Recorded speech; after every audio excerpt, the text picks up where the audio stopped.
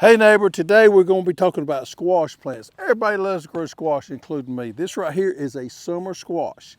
In just days, few weeks, this right here is going to produce wonderful summer squash for us. But you know what? There's a couple of issues with growing squash here. Every year we get people complaining about two different insects that just wreak havoc on our squash. And that could be summer squash or winter squash because the same insects attack both of them. And that is vine borers and squash bugs. Today we're going to lay out the secret to controlling those. Here's where most people miss the boat on controlling squash bugs and vine borers. They panic when they have the issue and then they want to try to control them then. It just doesn't work that way. We have to control these preventively. And that's the reason I want to talk about it today, because when these plants are small, now is the time to start controlling squash bugs and vine borers and preparing for that process of where they mature on out, where we can control them early on. But we need to start now with our treatments of that so we can control the populations and not get to a point where we're panicking and our plants are dying. And let's talk about squash bugs to start with. This is what the eggs look like inside the leaves there. These things, when they hatch off in 7 to 10 days after being laid, it is a quick cycle. And that's the most important lesson we want to learn today, is we have to stay on a tight schedule, because when these eggs hatch out until the time we get through that nymph stage is where we really want to kill them here. We got a small window there. Eggs are fairly easy to kill. I'm going to show you a couple of products today that work really good on eggs, but that nymph stage, that soft-bodied insect stage, is where we get the best kill. That's right when that insect hatches out of that egg. They are soft bodied at that point. Our chemicals work really good on them. They're easy to kill. Once these insects get to the adult stage, we are going to have big issues, major issues trying to control them. Vine borers are going to lay their eggs at the base of the plant. So there again, good coverage, spraying all the way to the base of the plant is going to be important to suffocate these eggs. Now, they hatch out in about a week there, so we got a week to 10 days somewhere in that winter there on both of these insects that we got to stay tight on the schedule of spraying so that we can control them. All right, so let's get into the best two products here to spray for eggs. Takedown, which is a pyrethrin, and a canola oil right here is a contact only. I like this product right here, works good, but it is a contact product there that we have to get on those eggs here. Now, all of these right here that you see with the green label right here, that green means it's an organic compound, it's an organic spray. The very last one we're going to talk about has a red label, and it is not organic. So we're starting out with some very safe controls because we want to knock our populations down, and if done correctly, we can control these insects organically. Second product here is horticultural oil. I like this one too, especially for egg control, because what this does is it coats that egg and pretty much suffocates it.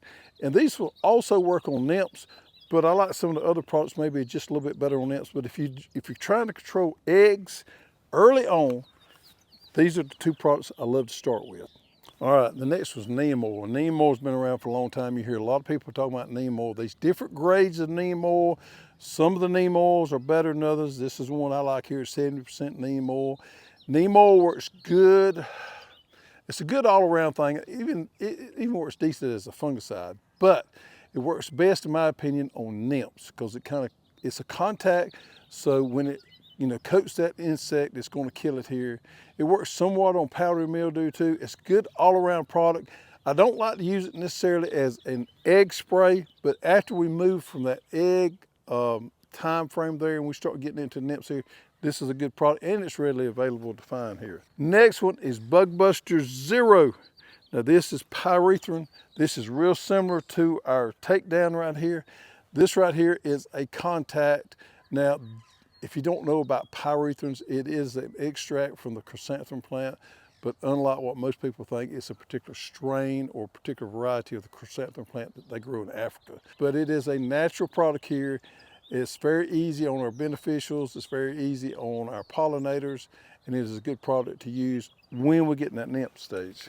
Of all the organic compounds, this one right here, Spinosad, is probably has the best rate of kill. It's a little rough on our beneficials, so I don't like to use it early on. I like to use it later on if my population starts trying to get out of control on me a little bit here.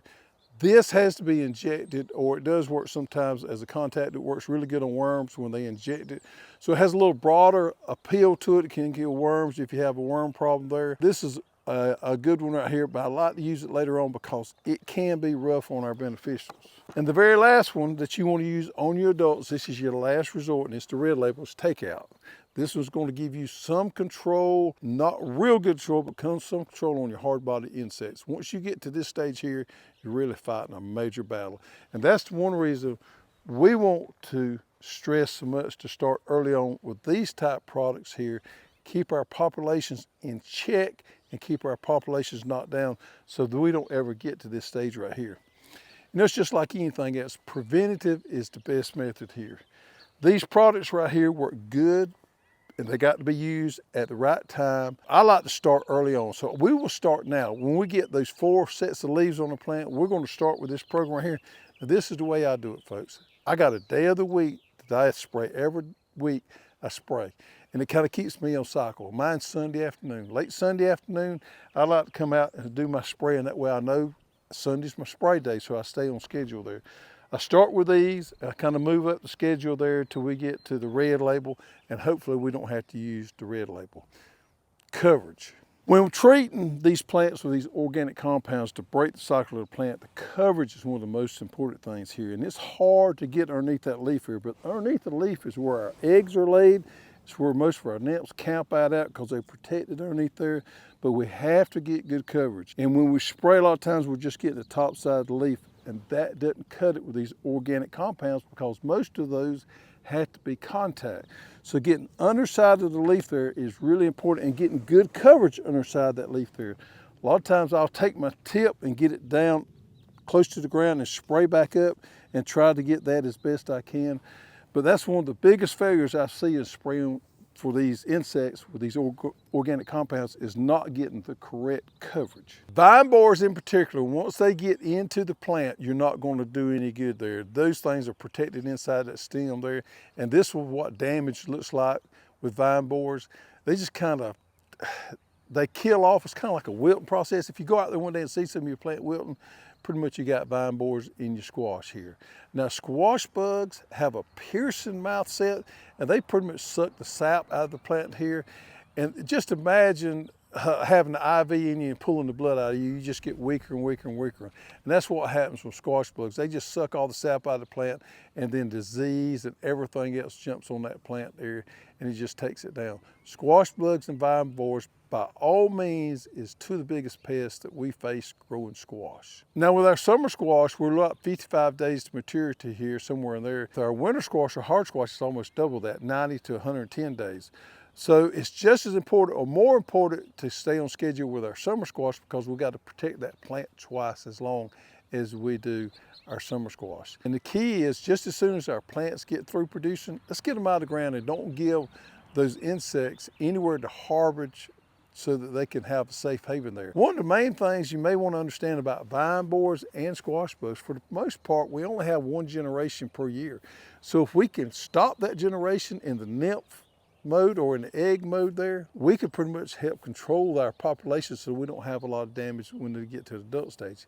And that's the key. Now, one other strategy you can use, and I've done this successfully, is using what we call trap plant. There is a type of a hard squash or a winter squash we call blue Hubbard squash. I've grown them before to eat, but we've also used them as trap plants. And they work really good for trap plants because the squash bugs seem to like them, that particular type squash, more than they do anything else. So you could plant you a few of those along and they will attract those bugs before your other does. You pretty much sacrifice those, but keep that in mind. Blue Hubbard squash, if you want to try to do something that you don't have to spray as much, that's a pretty doggone good strategy. I've used it successfully in the past. So growing squash is fun, easy. They grow quick. I just love growing squash here. But those are the two biggest insect problems we have. We have people complain every year when they get to the stage when they're getting damaged. The key or the secret, folks, is starting early and knocking them out and knocking the populations down before they ever get to that adult stage. And I know as hard as it is, you got to start spraying early.